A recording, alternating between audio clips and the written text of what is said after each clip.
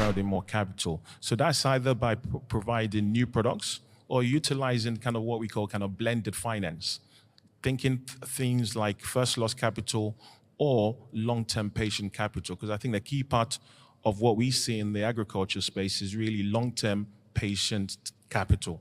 That's how we think you can start to think about de-risking it. The other things that we have a suite of products where we can invest very small tickets, we can invest in high-risk geographies, but also we think about high impact. We have a facility called Kinetic.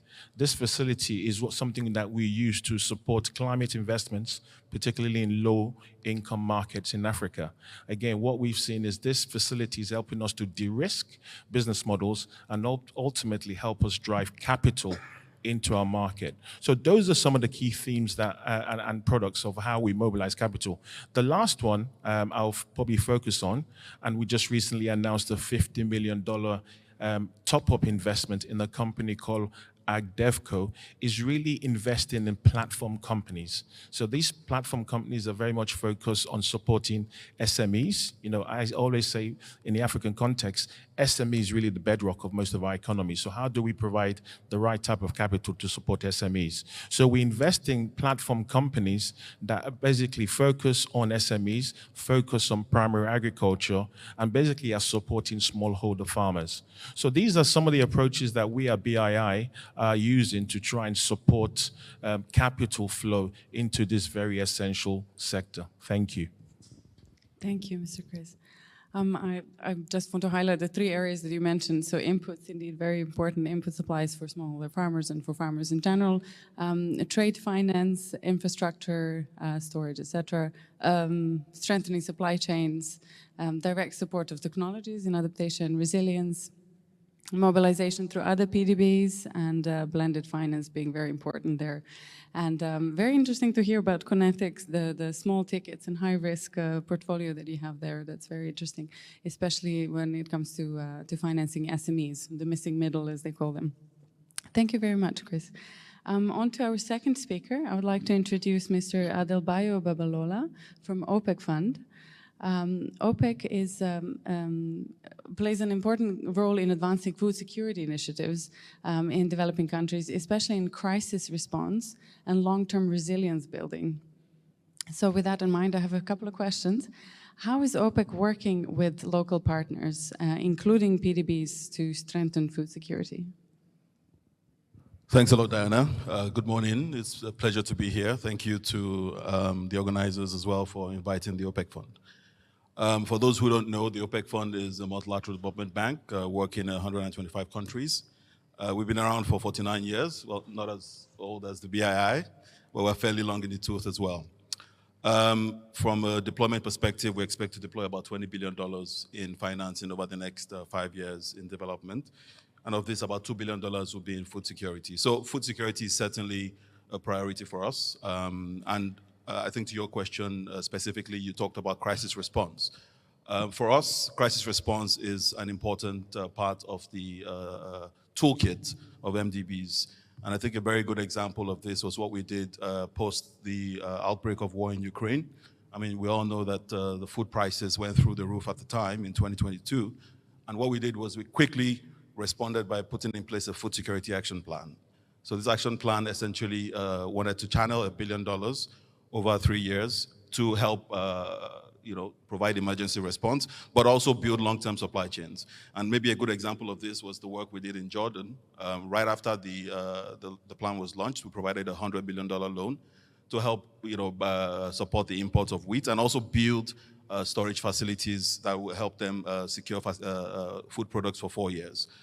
We've also worked in about 20 countries with 30 projects, helping build long-term supply chains and strengthen the food security elements of these countries. But of course, that is not enough. Over the next 6 years, like I said, we are going to deploy $2 billion, and we need to work with all our partners across the table. That's why, for me, the second point that's very important for us is collaboration. We need to collaborate with everyone because we feel that every single party has a role to play. Everyone has strengths that they have to bring to the table. And maybe a very good example of collaboration that I would share is the work we're doing in Sierra Leone. I think it's a very good example. We worked with IFAD on a loan to support rural development, so it's a $30 million loan. And on its own, it's a very high impact project, right? We're expecting to impact about 300,000 people. But we're thinking, how can we enhance the impact of this loan? Who can we bring in to the table to further use, for example, technical assistance to strengthen the development impact? So we spoke to our partners at the World Food Program and said, look, is there anything you can do that we can work together on? And they have this fantastic school feeding program in Sierra Leone, and we thought, okay, maybe school feeding is something we can do, and we also have a focus on clean cooking, because as you all know, 2.3 billion people don't have access to clean cooking facilities globally. And in Sierra Leone in particular, that's a very, very challenging issue, because as they prepare the meals in schools, they prepare using firewood, so there's a very strong deforestation element. And I was reading statistics, about 97% of the country's forests have been degraded over the last 200 years.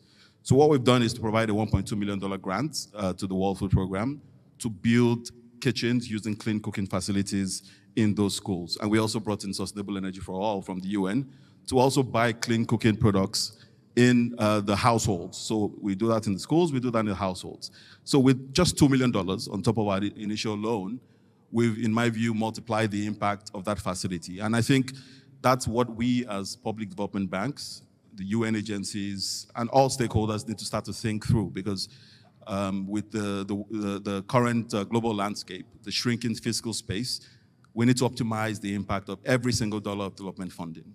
We need to optimize the impact of every single knowledge product and knowledge and replicate success stories across the world. That's really the only way we're going to accelerate action. And I think maybe the final point I'll make is on innovation. Again, the challenges we face are enormous. Business as usual is not going to cut it. So from food security to also climate action, like I think you said, Diana. So one of the ways we're looking to increase innovation is to, of course, work with partners. And a good example of this is the work we did with FMO and TDB to provide our first sustainability-linked loan to our client, ETG. So this loan, of course, incentivizes ETG that works with hundreds of thousands of smallholder farmers to actually focus on climate action. And essentially, the pricing of the loan reduces with the achievement of preset KPIs. So to summarize, I think the time for action is now, for sure. We have huge challenges ahead of us. And the business of everyone going on its own is not going to cut it. I think we all need to work together. We all need to bring our strengths to the table. And we need to collaborate. That's why this summit, Finance in Common, and the PDB platform is so, so important. Thank you very much. Thank you so much, Mr. Babil. I'll shorten my summaries, because otherwise we'll run out of time and we won't have questions. But yes, indeed, collaboration, a key one, innovation, building long-term supply chains, storage facilities, all excellent initiatives. Thank you for that. I would like to give the floor to Mr. Special Envoy for Nutrition, Monsieur Brieux-Pont. Did I say it right now? It's impossible. I'm sorry for that. It's not my intention to butcher people's names. Apologies. So you will discuss how PDBs can play an important role in financing nutrition-sensitive projects. So on that note, how can PDBs be better integrated into national and international efforts to strengthen food systems and nutrition? And perhaps you can give some examples of financing mechanisms. Thank you. Good morning, everyone. Thank you for having me with you today. My name is Brieux-Pont, indeed. I'm Special Envoy, but also Secretary General of the next N4G Summit, Nutrition for Growth, that will take place in Paris on March 27 and 28.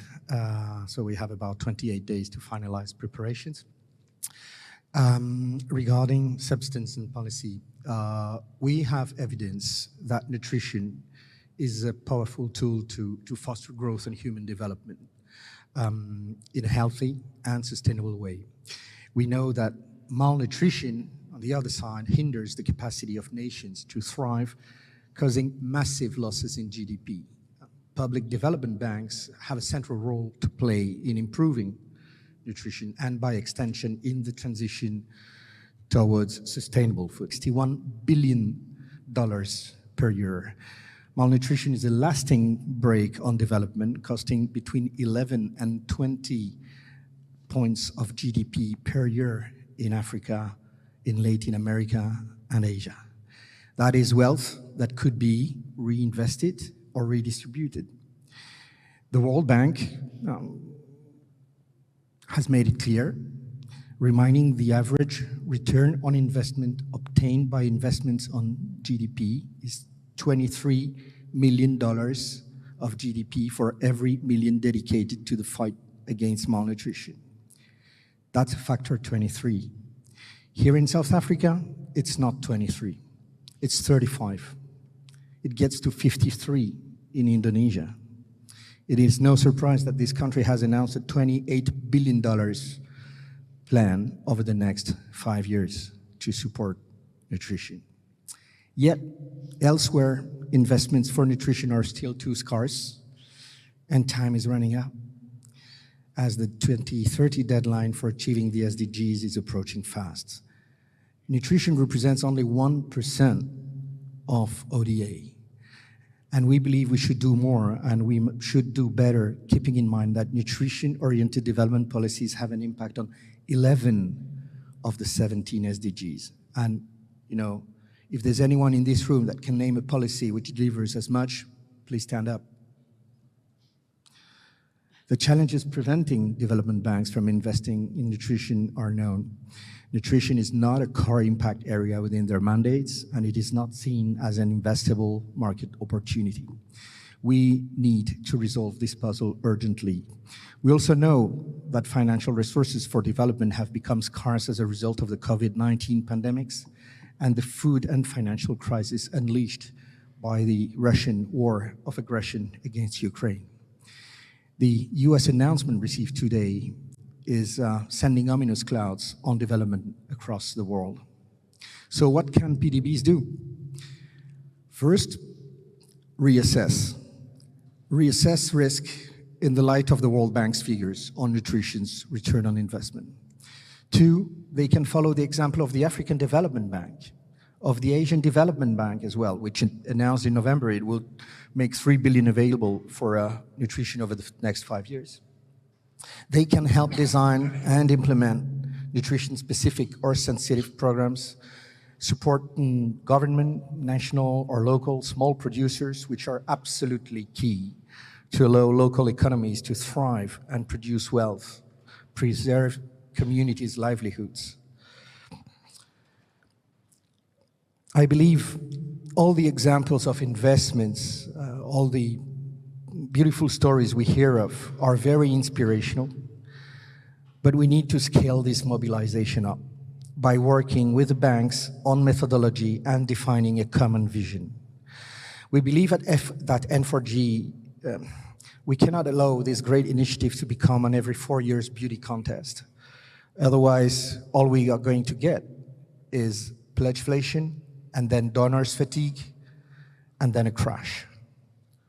N4G Paris provides us with an opportunity to address these challenges and to better invest in nutrition with a very simple mantra. Nutrition is a game changer. We may actually have found a magic wand which will help us get faster and closer to the SDGs. The idea is also about revolutionizing the way we craft collectively development policy in the post-2030 era. Finally, before I head back to Paris to focus on summit logistics, which I know sounds exciting, after a long advocacy and mobilization campaign, I'd like to make a call for action to all public development banks that are present here and those who are not as well. We're looking forward to welcoming you. Prepare your pledges. Stand ready to answer the growing need of good nutrition, without which there can be no sustainable development for mankind. Thank you. Thank you, Mr. Special Envoy.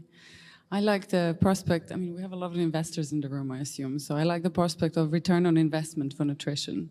And if we look at it from that perspective, then there should surely be plenty of investing opportunities for to work with local PDBs and multilateral development banks here. So And also the key call for action, I agree with you completely. I've lived in some places in Africa, and indeed malnutrition is really, a big problem. So mobilization and methodology for common vision, that's something that also stands out to me. Thank you so much. Moving on to our next speaker, I would like to introduce Mr. Adolfo Cires Aonso from DG IMPA, that's a European Commission. DG IMPA is supporting the PDB platform through funding, and they have, I believe, invested 2.3 million euros in funding this platform.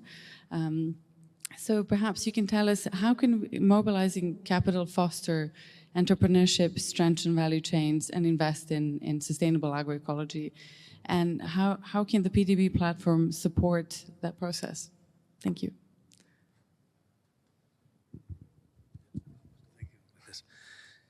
Good morning to everyone. First of all, let me thank IFAD and the colleagues for bringing us together here today. It's a pleasure to be here. I will not stress the need of mobilization of funds for agriculture, because we have been talking about it from Wednesday, when we had already the meeting on the Atlas platform. And I think all of us, we are sitting here together because we have a passion for that, because we want to mobilize more funds for agribusiness. But I will just try to summarize in these very few minutes how we are trying to tackle this issue of mobilization of funds for food systems, for agribusiness, for agroecology in general. And we have been trying to do that from different angles. One is through the support to public banks that they are in Africa, public banks that they are in Asia and in Latin America, public banks that some of them are also in the European continent. And of course, those mobilization of those capital from our friends that they will be speaking very soon, and I will not stress more on that. That is very important. We also try to mobilize capital for agribusiness through commercial banks. We have been supporting line of credits to commercial banks to lend to agribusiness in many different countries. And lately, in the last decade, I would say, but more importantly, in the last 5 years, we have been together with some of the Team Europe partners mobilizing capital for private equity, for investments in companies and different funds. So the combination of capital from public banks, commercial banks, and private equity funds and direct investment in companies is the way that we are trying to address this mobilization of funds for agribusiness. And just to give a few examples from the Commission, we set up AgriFi some years ago, together with a collaboration with FMO. AgriFi is investing directly in companies and is also investing in private equity funds in different continents. We also set up the IITF, also Huruma Fund, together with our colleagues from Cofides, the Spanish Development Bank. And in concrete, with IFAD, we also have been setting up private equity funds. We set up one 10 years ago in Uganda called GIL Uganda Fund, 20 million in Uganda, ABC Fund, another private equity fund.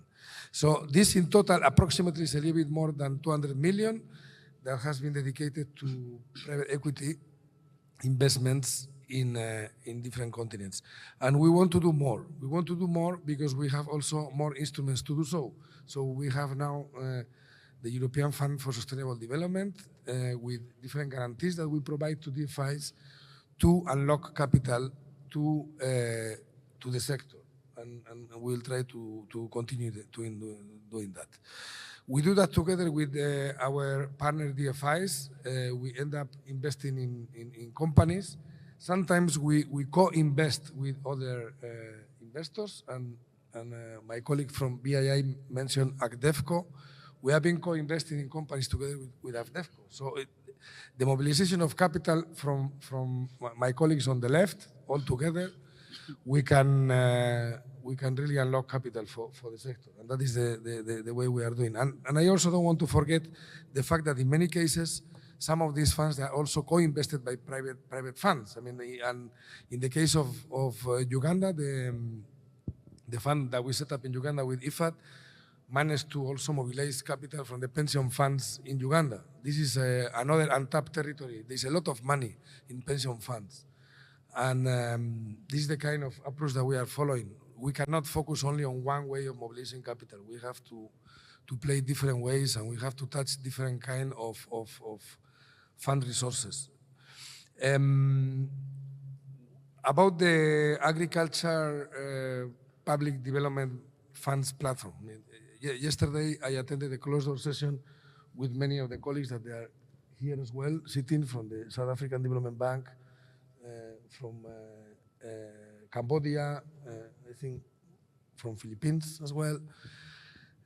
These public banks are basic for mobilization of capital for agribusiness for many different reasons. One, because they have capital, and they have, in many cases, a lot of capital. They are also very close to their own people in their own countries, and they know very well what they have to do. Yesterday, I had the pleasure to listen to some of the innovations in access to capital that they are putting in place in different countries, from rural insurance to digital currency to climate adaptation. They are doing amazing things, and this is something that we really like to support in terms of supporting the agribusiness public banks platform, because it's not only about networking. In some cases, for example, the colleague of the Development Bank of Mali was talking about the importance of technical assistance for them because they're a new bank. So these kind of connections, technical assistance support, learning from one each other are very important. So anyhow, let me just leave it here. Very happy to be here, and also happy to listen to our friends from the public banks. Thank you, Anso. It's a nice introduction into our next speakers. So of course, supporting PDBs across the world is really important, and mobilizing capital likewise. So it's interesting perspective, and it bridges nicely into our next speakers. First, we have Mr. Enrique Florencio, the Secretary General of ADFIAP, which is the Association of DFIs in Asia and Pacific. The ADFIAP plays an important role in supporting DFIs in aligning their strategies with sustainability and climate targets. And with that in mind, perhaps you can tell us a bit more, what are some of the key initiatives you have led to help DFIs integrate climate change adaptation into their strategies and scale resilience finance? Thank you so much, Diana, and good morning. As a regional association of DFIs, ADFIAP recognizes the critical role of climate change adaptation, which plays in promoting sustainable development in the Asia-Pacific region. And to support our members integrating climate change adaptation into their strategies, we have launched several initiatives or solutions, I may call it, because Fix 2025 is positioned as a summit of solutions. So let me share some solutions from ADFIAP. The 3 solutions that we are implementing since last year that we believe that would make our members future-proof ready. The first initiative that we implemented last year is the core banking solution for our member DFIs who belongs to small and medium size, who doesn't have the capacity to purchase, to buy infrastructure and high cost of technology and software. So this solution, we are now piloting to our small size members, and this enabled them to focus on their core mission of promoting sustainable development and financial inclusion, because they focus on the operations efficiency. The second one is the environmental and social scoring system. This scoring system complements the traditional credit scoring system that our member banks are using, and to help them to be more sustainable, we develop an ESG credit scoring system where we integrate and embed the ESG component into the traditional credit scoring system that they're using. This is very critical because most of the investors nowadays are looking for sustainability of DFIs, and the main bottleneck and pain points of our members with regards to sustainability is how to integrate ESG in their traditional credit scoring system. The last but not the least initiative solutions that we are implementing this first quarter is the seed to market initiative. From the word itself, seed to market, this is not just giving farmers seed, but helping them all throughout from the whole process. This initiative recognizes the role of technology in modern agriculture by integrating digital tools and platforms. Farmers can access market information, weather forecasts, and best practices, which enables them to make informed decisions. The initial focus of this initiative is on agricultural applications with flexibility to expand into supply chain management, logistics, manufacturing, and other sectors where traceability solutions creates value. By leveraging these initiatives and lessons learned, ADFIAP is committed to supporting its members in integrating climate change adaptation into their strategies and promoting sustainable development in the Asia-Pacific region. Thank you. Thank you very much, Mr. Laurencio. ESG scoring systems are very important. Sometimes we underestimate them, and the technical systems assistance around it, of course. I like the seed-to-market idea, initiative, and holistic approach to supporting smallholder farmers. Very nice, thank you. And now I will move to our next panelists, who are all local banks, which we really look forward to hearing some very practical examples also on how they manage de-risking agricultural investments, especially in adaptation and resilience, which is very important for sustainability of food systems. So I'm moving on to Mr.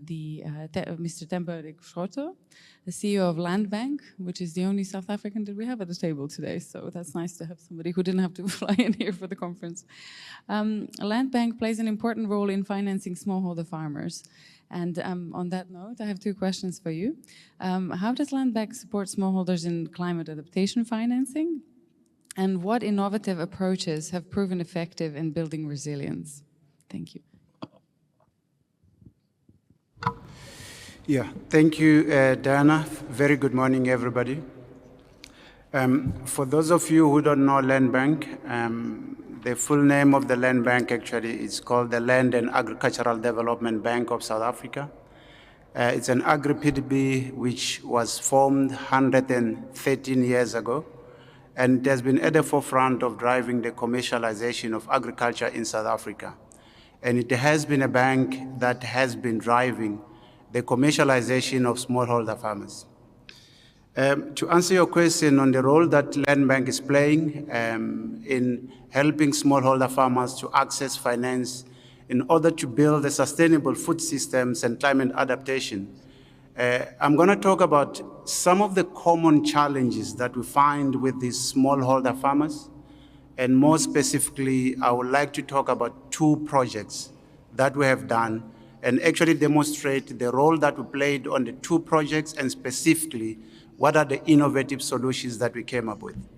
If we start with some of the common challenges that you find with a lot of these smallholder farmers, a lot of the smallholder farmers, they struggle with coming up with a fundable structure. So putting them in structures that are sustainable, it's a challenge. The other challenge that we find with them is, of course, because of the structures, their ability to access affordable finance becomes challenged. Technical skills, it's a big issue. And how do you help them to actually have the right skills that is required to make their projects to be sustainable? And of course, market access, a very big issue for a lot of these smallholder farmers. and how do you actually give them direct market access and enable them to actually have the opportunities that the big players have with the market. The water supply, especially when you talk about climate adaptation, how do you assist them to have sustainable water access, but also on the energy side, and in a country like South Africa, how do you assist smallholder farmers to have sustainable energy access? Then if we talk about the two projects that we have done, and I will use them to demonstrate some of the specific work that we have done. There is a project in the Northern Cape, in a region called Onsiep-Kans. This is the region that has about 2,500 population. Very, very poor, extremely dry, very, very hot. There is nothing in that particular community. It is dependent on agriculture and agriculture to drive economic activities. We have 114 landowners, 114. All smallholder farmers that wanted to become commercial farmers. Structure was a problem. What we did was we pulled the 114 landowners into a grouping of 6 landowners. And then we created 19 close cooperation. And then once we have done that, and then we're actually able to create a company, we call it OSK DevCo, which consisted of the 114 smallholder farmers grouped together into groups of 6, formed 19 CCs. We then pulled a project mentor who could actually work with all of them to ensure that they help them with skills that are required, and actually they are able to start focusing on farming. We then actually formed a board of the company. Out of the 19 CCs, we asked for them to appoint 3 trustees that could actually become a board. We found an experienced farm owner that will actually manage the farm, and then we got one person from the department to become an independent trustee. And then we formed a board of 6 people that were formed by them. This is a project that creates raisins, grapes, and they are actually creating the organic raisins grapes. In that region, there is about 3 vineyards, and this project has become actually the biggest. It's now contributing and affecting about 60% of the beneficiaries in that region, creating some of the best raisins in the region. And we created market access and pulled 2 of the largest exporters. We pulled one of the PepsiCo companies to become an off-taker, and also Red Sun's raisins. So that is how we actually have packaged the smallholder farmers into sustainable groupings and created a company that have actually become the biggest company in that region. We are now looking at another 250 hectares where we'll be supporting them further. Another project that I would like to talk about, it's in the Northwest region, in the Taung irrigation schemes. One of the oldest irrigation schemes we have in South Africa, created in 1939. This particular project, in that particular region, there are 27 center pivots that we had to come up with smallholder farmers. What we did was, we actually, under each center pivot, we put 4 smallholder farmers to all become the owners of a center pivot. Each center pivot has 4 farmers, 27 center pivots. Each center pivot covers about 40 hectares. So the 27 center pivots actually create about 1,080 hectares together. This is for Lucerne. And then we're able to have each center pivots having 4 smallholder farmers, all working together under one pivot. We pulled one company to create market access for them. This company actually accounts for 60% of the alfalfa or Lucerne exports in South Africa. And it became the market access for these farmers. We pulled a mentor, we then worked with all of them, the 27 pivots, and helping all the 108 farmers together. So this is some of the creative solutions that we're able to do to package smallholder farmers into 1, sustainable projects, 2, pair them with mentors, 3, create market access, And then we're able to actually bring in a lot of our solutions. The solutions that we gave in there were actually blended finance solutions.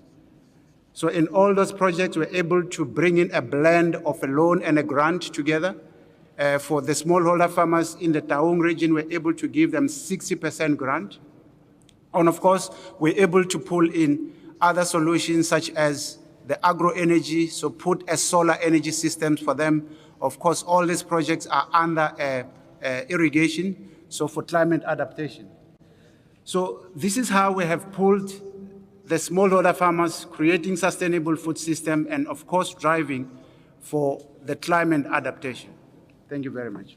Thank you very much, Mr. Ricotso, for such excellent examples.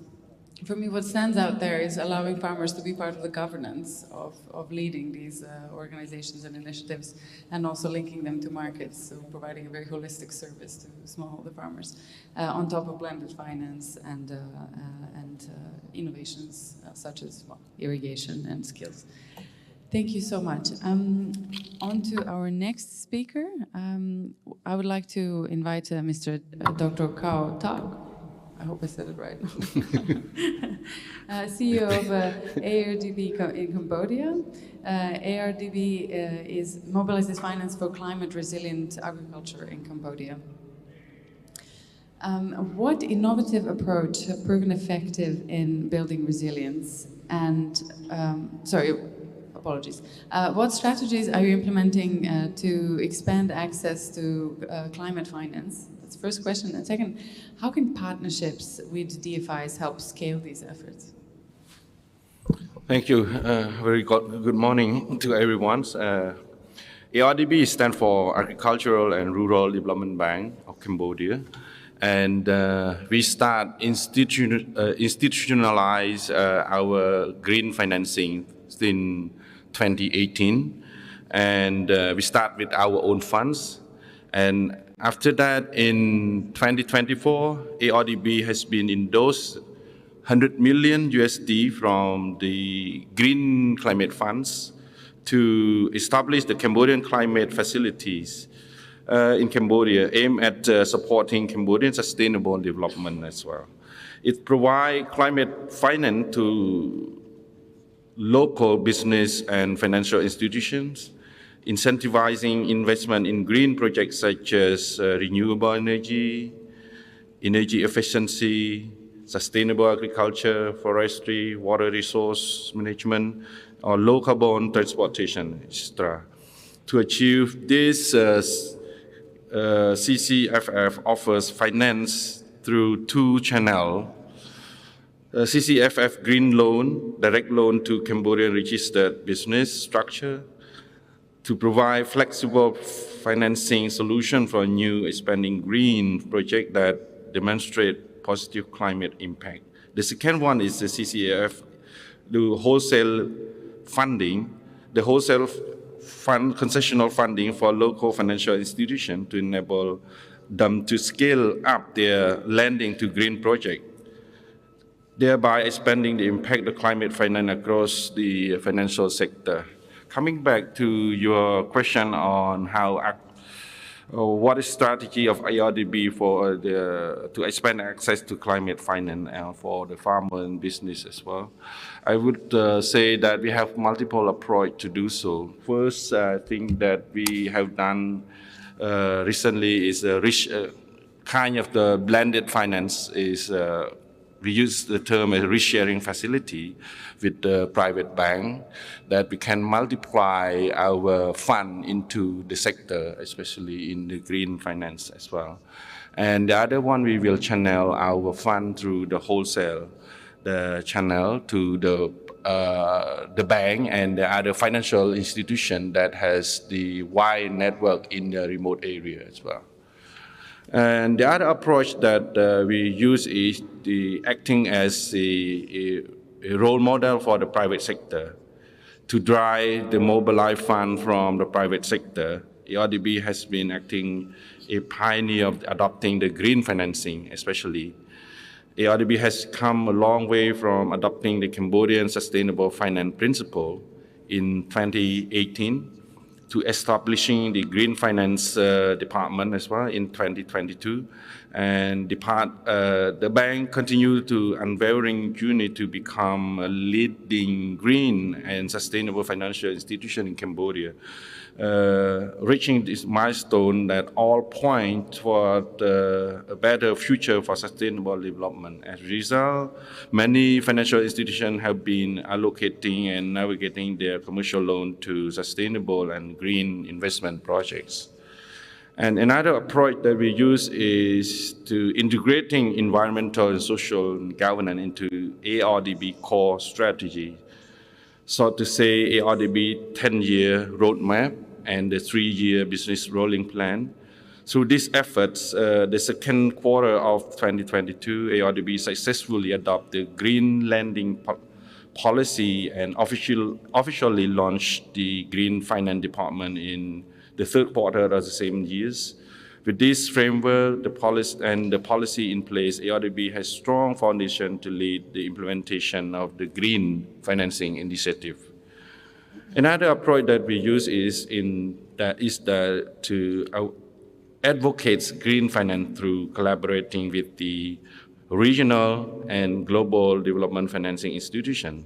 As for now, like I said, ARDB has been implementing several international funds to support farmers and agribusiness recently. ARDB has been endorsed, like I mentioned, that the Green Climate Fund has endorsed 100 million. We happen to secure 100 million from the Green Climate Fund for our channeling the wholesale to our private bank, and at the same time we will finance to the smallholder farmer at a remote area by cooperating with the microfinance or the bank who has the wide network at the rural area. This is what the ARDB has done in the past. Thank you. Thank you very much, Dr. Tak. No, I hear a lot of green financing initiatives across various stages of investment, which is really nice, including blended finance and wholesale concessional funding and many other very interesting initiatives. On to our next speaker, I would like to introduce Mr. Ibrahim Adama Toure, Director of BNDA Mali. BNDA plays a crucial role in financing the transition to sustainable agriculture. Now, Mr. Toure will speak in French, so those of you who don't understand French, I would encourage you to grab your headphones. How is BNDA supporting agroecology in Mali, and what financial instruments or partnerships have been most effective in scaling farmer resilience and sustainable agri-investments? Merci. Thank you very much. I would like to thank the platform Agri-PDB, on which we are standing for this summit. We are the National Development Bank for Agriculture, a 44-year-old bank, a bank that is focused on agriculture solely. When it comes to your question, the financing of agroecology is an integral part of our institution for a sustainable agriculture. In the context of climate change, an area that we are all living through. So since 2022, we have a strategy, a climate strategy, thanks to which we have materialized our vision in financing smart agriculture and agroecology more specifically. In collaboration with Ores Development, a French consultancy firm, we have developed tools and finance climate products for the resilience and adaptation of its clients and for a sustainable agriculture. That's in this framework that we fund project on soil management for sustainable agriculture, innovation in agriculture, water management in order to optimize productivity and water management, management of cattle, food supplements for cattle, as well as resilient cattle and cultures and crops.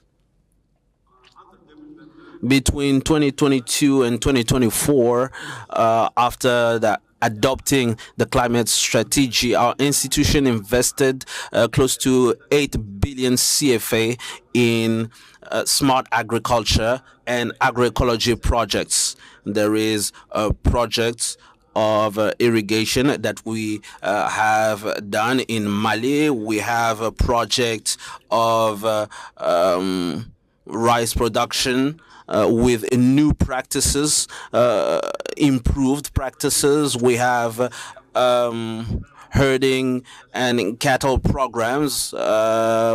We have projects for storage of products, of food products. We have projects of processing and storage of organic products and fair trade products, as well as sustainable and resilient products initiatives. As for the financial mechanisms, the tools are microloans on the short and long terms. We are reducing the interest rates in order to encourage and incentivize our clients to adopt sustainable agricultural practices. There is also a bonus for investing in women-led agricultural projects. So all in all, I can say that those activities led us in 2024, in October 2024, to receive an accreditation from the Green Climate Fund. With our collaboration with the platform, we have a lot of initiatives, a lot of ongoing initiatives and training when it comes to the tools that allows us to identify and to finance projects that are in harmony with agroecological principle.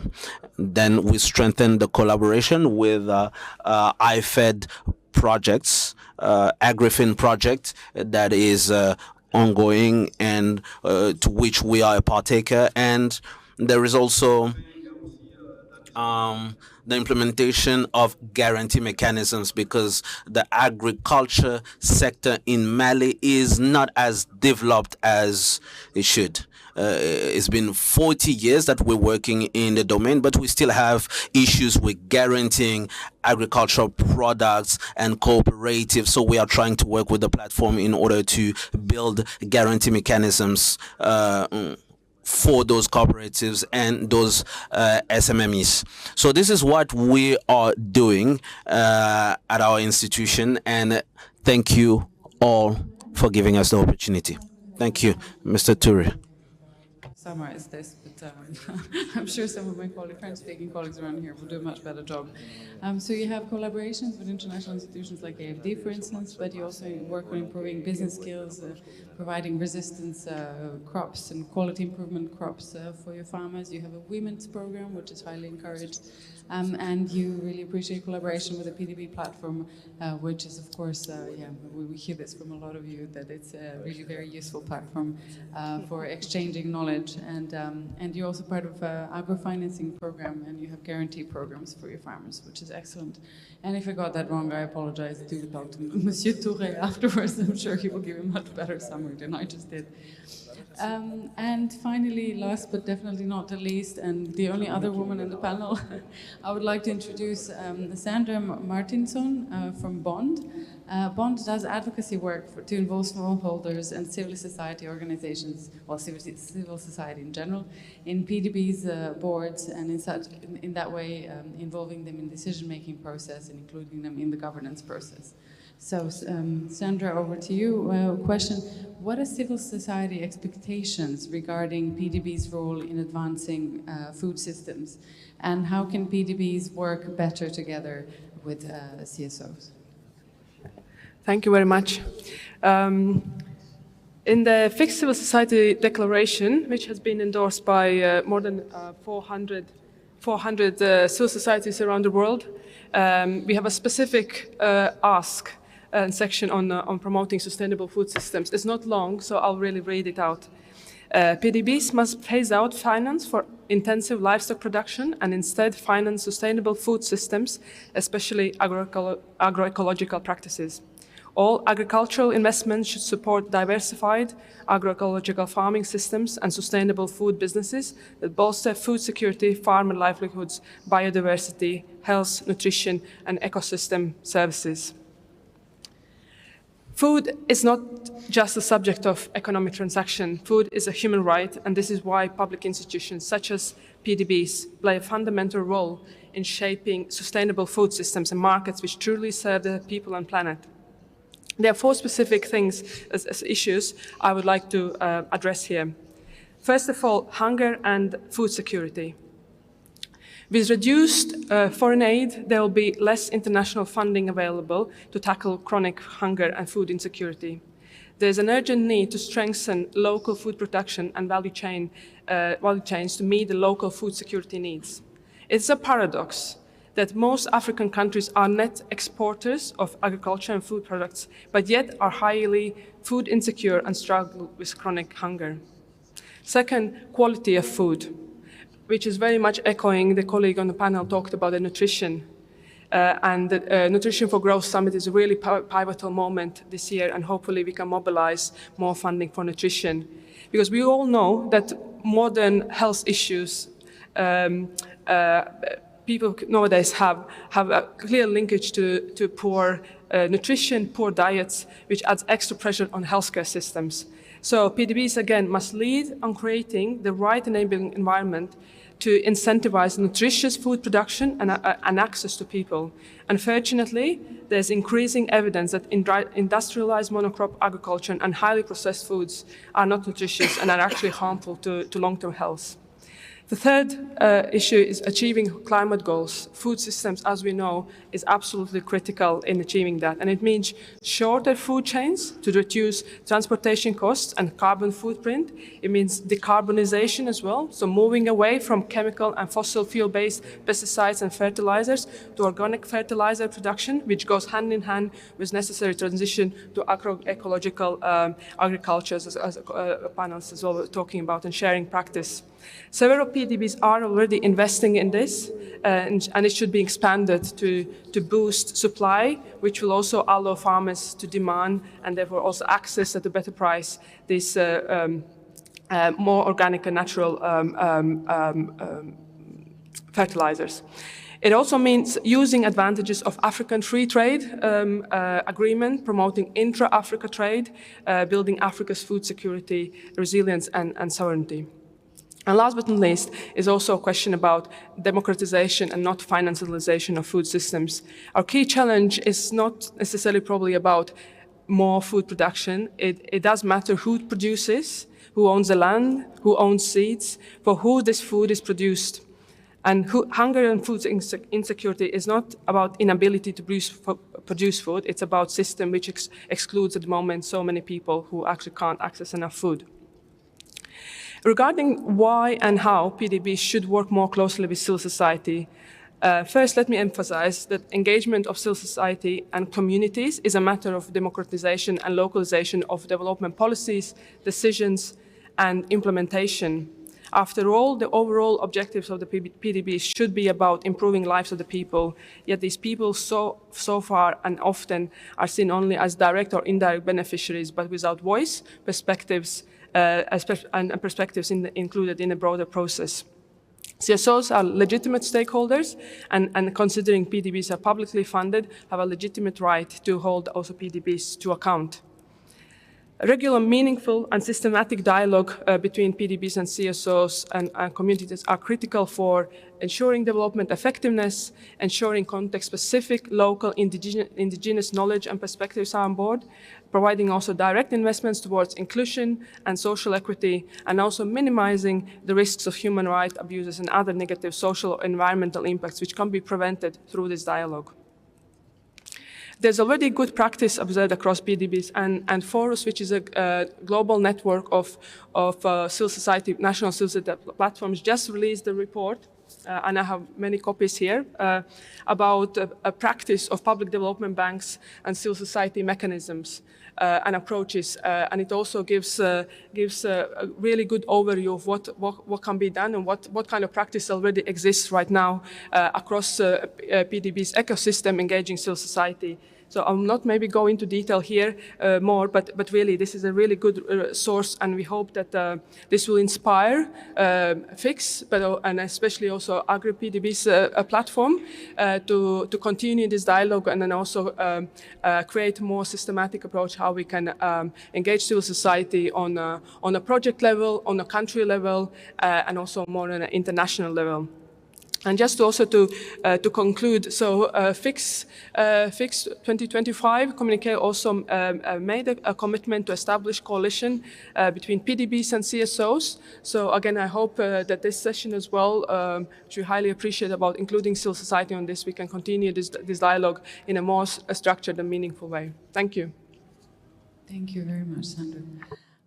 I like the idea of democratization of food systems and localization of local policies, of policies, and the importance of systemic dialogue, of course, and direct investment support to smallholder farmers.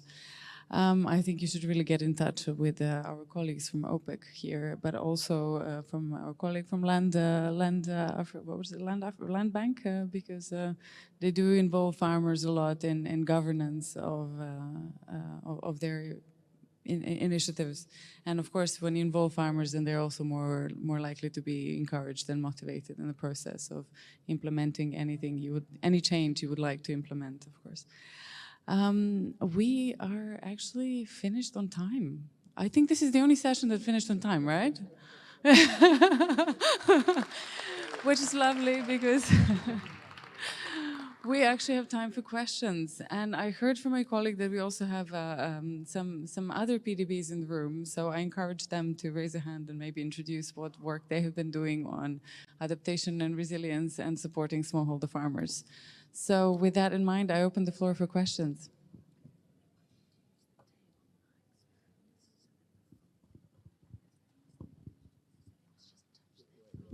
Please do use your table microphones.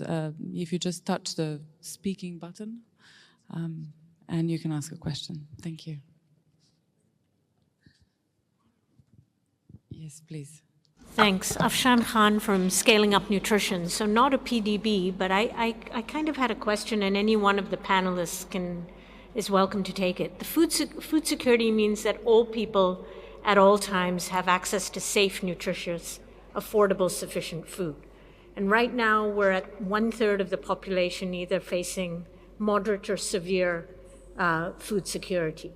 So when we look at the PDB landscape, I'm wondering how we match the investment scenario with the outcomes that we're looking for in a deliberate way, and what platforms can help us get there. Who can pick this up, please? OPEC? Yes. Yeah, I'm happy to take a stab at it's such a cross-cutting question, and I'll try to be cross-cutting in my answer. So I think the summary of the answer is, again, similar to what I said. We need to get everyone involved. Because I think a one-size-fits-all approach does not work. And that's why, the national development banks are so important, because they are close to the ground and they understand the local context. The governments are also very important because when you talk about the bottom of the pyramid populations and the population most in needs, the government has a very strong role to play. And it reminds me of, for example, and this is a middle-income country, but we're working in Philippines with the Asian Development Bank on a food vouchers program, right? So we are currently in the pilot phase. We're providing project preparation support so that the government can actually onboard the most vulnerable populations and give them direct access to food vouchers to solve the problem. Now, this is something that, if we can replicate and scale up in lower income countries with the support of the global development banks, then there is some potential to help there. And there's also the role of the private sector. So I think the only way to address these issues is for everyone to come together with their different tools, their different funding, concessional, non-concessional, commercial, whatever it is. The only way we're going to achieve what we're trying to achieve is if everyone puts their tools on the table. So I'm happy to, if someone wants to compliment, please. Yes, thank you. Jumping in, there's actually going to be a session of Finance in Common at the N4G Summit, which is precisely to discuss this matter, and it's how we craft development policy with not only a touch, but a serious, connection with PDB. So you're all invited. Next question, gentleman in the back. Hello, thank you. My name is Nana from IFC. My question goes to Mr. Temba, and in case there are others who can help me here. We've seen that a lot of our farmers are susceptible to changing rainfall, and that impacts their ability to produce. And so whenever you factor certain production with them, is dependent on how much rainfall or how little rainfall they get. So this brings us to the need for more parametric insurance and other risk-sharing facilities. Based on the very interesting projects that you talked about, are there any experiences and any suggestions how we can incorporate this in supporting such projects?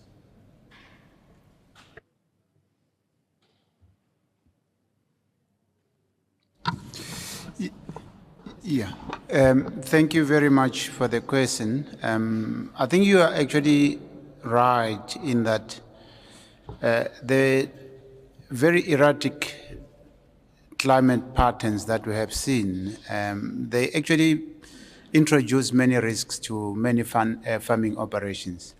And in fact, we saw that in South Africa last year, where we had drought and many farmers in many regions of the country were heavily affected. And it really calls for other risk mitigating solutions. When it comes to insurance in particular, and of course we always look at insurance as one of those risk mitigating solutions that can help these farmers.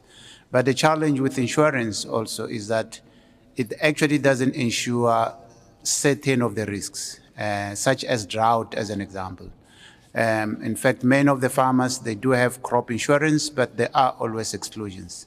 So what we're doing within the Land Bank, so Land Bank has two insurance subsidiaries, the Land Bank Insurance Company, which insures the crops, and the Land Bank Life Insurance Company, which insures the life of the farmer. What we're starting to do is to actually come up with a lot more innovative insurance products. We are busy now starting to pilot the index insurance, which will start to cover some of the climate-related risks that are normally not covered by standard crop insurance. With the index insurance, it will then give a much more broader coverage of the risks that the farmers are facing, and based, of course, on the expected yields in a particular region. And if the farmer didn't get the yield, the index insurance will try and cover for that. Of course, it's the cost of insurance is another challenge. How do we bring in various players to help to reduce the cost of insurance? And how do we subsidize insurance? Many of the African countries, South Africa included, we do not have subsidies to help to reduce the cost of insurance. And many of the insurance products are very, very expensive, cannot be affordable. So we are working with various stakeholders to try and pool various funding pools together to see if we can actually get to subsidize the cost of insurance. What we are also doing is we're introducing a lot more other risk mitigating instruments, the credit guarantee instruments. So working with some of the DFIs in the region to come up with credit guarantees to try and cover for the many repayment risks that are there. So you are right. I think it calls for many innovative solutions. We are starting to work on some, but I think the challenges are many. In the livestock space, we've seen a lot of disease breakout, the avian influenza. Many of those are not insurable and very, very expensive. So we need more solutions. And if there are any other thoughts on what else can be done, happy to engage with you further. Thank you. Thank you very much. Can I take the next question, please? The lady in the back is. Thank you so much. Thank you for a very interesting panel. I'm Gabrielle from the Namibia Nature Foundation. And we all know that agroecology and organic agriculture are key to unlock food security solutions. And a few of you have mentioned it throughout your speeches. And I wanted to know what are the key levers that your institutions are putting in place to scale up agroecology and organic agriculture. Thank you. Anyone in the panel who is interested in answering? I don't mind taking.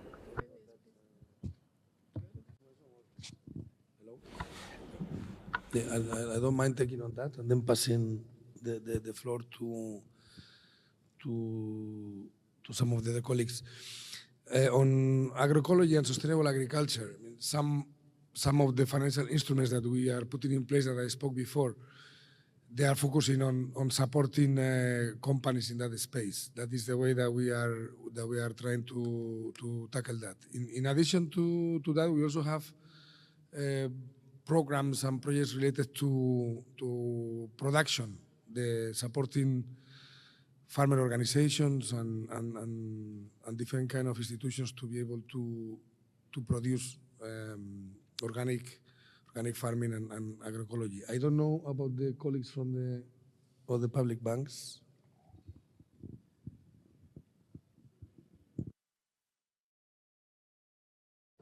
Yeah, maybe just to add,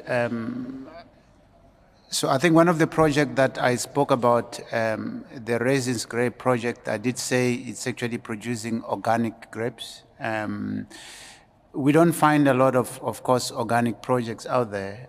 There is a big debate with farmers as to whether or not the cost of organic farming, it's actually worth it when you look at the differential in the pricing. So we do have few that are, of course, focusing, but you don't have quite a lot. In the raisins, as an example, one of our other farmer who is next to the project that we're talking about, that I spoke about, is also into raisins, but they're not organic. And we ask him, why are you not doing organic raisins? He says the pricing differentials just doesn't make sense for it. When you look at, of course, what it's required to come up with an organic product. But we do find very limited instances here and there. And we do encourage farmers, of course, where it makes commercial sense to look at it. It's similar to regenerative agriculture. There's, of course, the cost of getting into regenerative farming is high, but does the benefit of it worth it? That's my contribution. Thanks.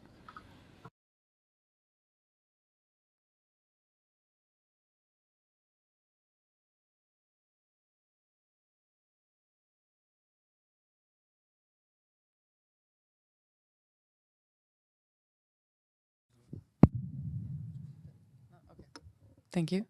I think I can take one last question, maybe two. Yes, please. Hi, everyone. My name is Madeline, based in Nairobi. I run Adapter Climate Finance. I'm a farmer, I'm a banker, last 29 years. And I sit in the middle of an interesting divide, a chasm that exists between lenders and farmers. I'm a farmer, I wouldn't even lend to myself. Chris, this is directed to you because managing Africa for Standard Chartered regions for SME, I wouldn't lend to farmers. It was crazy because you give small loans, they go bad. You give big loans, sometimes they go bad. And so there's this big vacuum that exists between farmers and lenders. I'd like to know what BII, and maybe specifically for you here in Africa, maybe through Kinetics or BII Plus, what's being done to work with me who resigned to actually place concessional funds in SACCOs, that's credit unions, that reach smallholder farmers, microfinance institutions, also tier 1 banks which have regional presence to try and really sort this vacuum that exists. So the way I'm doing it is really just combining technology that helps decisioning. It's a risk scoring system, at least to help appetize banks to have a sense of what risk they are looking at when they look at a farmer.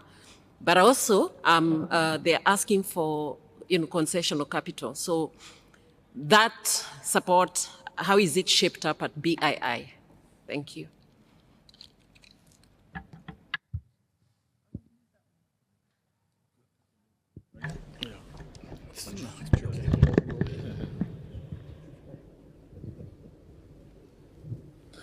Can you hear? Okay, perfect. You can hear me. No, thanks very much for your question.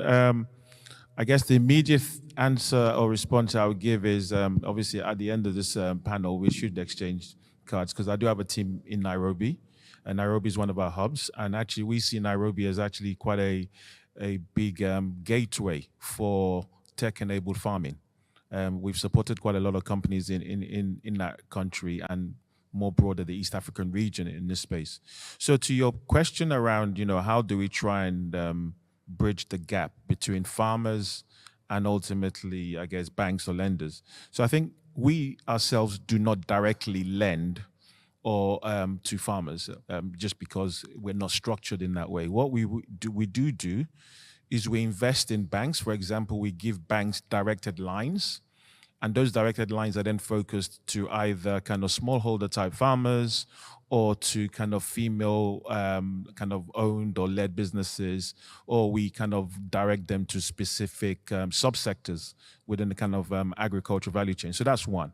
Second area is we invest in through intermediated funds. So we have a number of funds that we've invested who can then, I guess, invest equity or private capital to farmers or businesses that we would ordinarily be unable to reach. And I think the last, I guess, route for us to invest is we have a venture capital program. And through that venture capital program is really how we've been finding companies like Apollo Agriculture which is based in Nairobi, and they're focused on providing agricultural services directly to farmers, be it lending kind of capital, providing them financing, providing them with quality inputs, digital advisory, and also kind of climate insurance, which we talked about earlier. So there are a number of ranges of, I guess, ways that we kind of reach to the underserved, which are farmers like yourself. But again, to my earlier point, I think it would be good to obviously exchange details. I can put you directly in contact with my team in Nairobi, and then we can see what we can do together. Thank you. Thank you. Thank you very much. And with that, I'd like to wrap up just to give a close. We have seen that there's been a crucial role of PDBs in reaching and de-risking investments in sustainable food systems, especially in the most vulnerable populations, such as the smallholder farmers and the food insecure. I would like to highlight that collaboration between stakeholders was highlighted as one of the key issues, the most important factors, and where a PDB platform is one of the ways of collaborating. There have also been introductions of innovative products such as seeds and input supplies, irrigation systems, talks of insurance, at least attempts to create insurance products, weather forecasting. We have also highlighted the importance of access to markets and infrastructure, and also access to blended finance vehicles, and last but not technical assistance as well, and last but not the least, involving the most vulnerable in governance of all of these projects, and that is involving farmers in ownership and governance of any of these initiatives. With that in mind, I would like to encourage you to continue chatting to our panelists and to each other, but this ends our session today. Thank you very much for being here. Bye.